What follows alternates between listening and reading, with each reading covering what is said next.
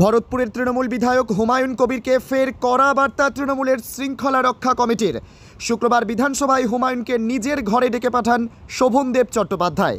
তাকে দলের নির্দেশ জানিয়ে একটি চিঠি দেওয়া হয়। সূত্রের খবর, ওই চিঠিতে লাস্ট অ্যান্ড ফাইনাল ওয়ার্নিং বলে উল্লেখ রয়েছে। আপনি বলছেন দলের শৃঙ্খলা মেনে আপনি চলবেন, আপনি একেবারে প্রকাশ্য জনসভায় আপনি আপনার ব্লক সভাপতি ঠিক করে ফেলছেন, এটা কি শৃঙ্খলা?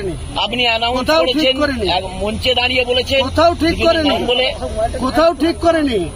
আমি তো সর্বোচ্চ নেতৃত্বের কাছে লিখিতভাবে আবেদন করেছি।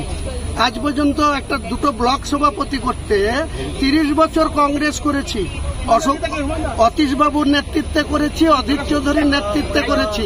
কোন ব্লক সভাপতিকে সরানোর জন্য রাত্রি 8টায় বললে পরের দিন সকাল 10টায় সেই সভাপতি সরে গেছে। আর 2 বছর ধরে দুটো ব্লক সভাপতি সরাতে গিয়ে আমি ক্লান্ত হই। অভিষেক ব্যানার্জিকে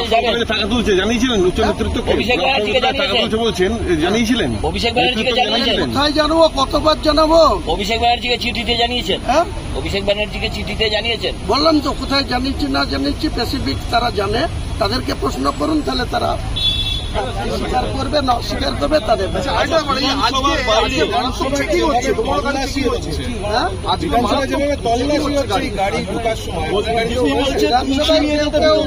চক্রান্ত করতে পারে, গাড়িতে কিছু নিয়ে এসে তুলসী গাছ নিয়ে যাতে না ঢুকতে পারে।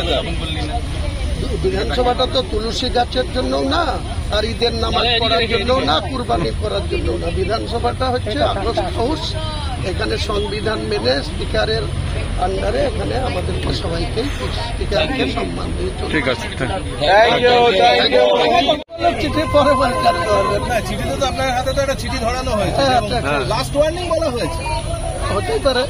বলছি এতবার আপনাকে সাবধান করছি, তৃণমূলটা করতে ভালো লাগছে আপনার? এসব কথা বলার দরকার নেই, সময় আসবে তখন সবকিছু জানতে পারবেন। মানে সময় আসলে তৃণমূলটা ছেড়ে দেওয়ার কথা আমরা জানতে পারবো। সেটা আমি কিছু বলবো না, কোনো কমে। যখন সময় আসবে, আমি ন্যায়ের পক্ষে আছি, তৃণমূলের পক্ষে আছি, দিদির পক্ষে আছি, অভিষেকের পক্ষে আছি।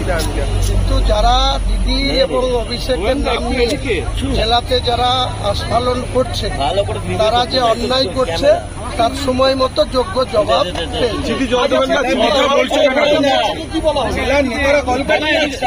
তাছাড়া আবার কি? আমি বলছি দলনেত্রী বলছেন 215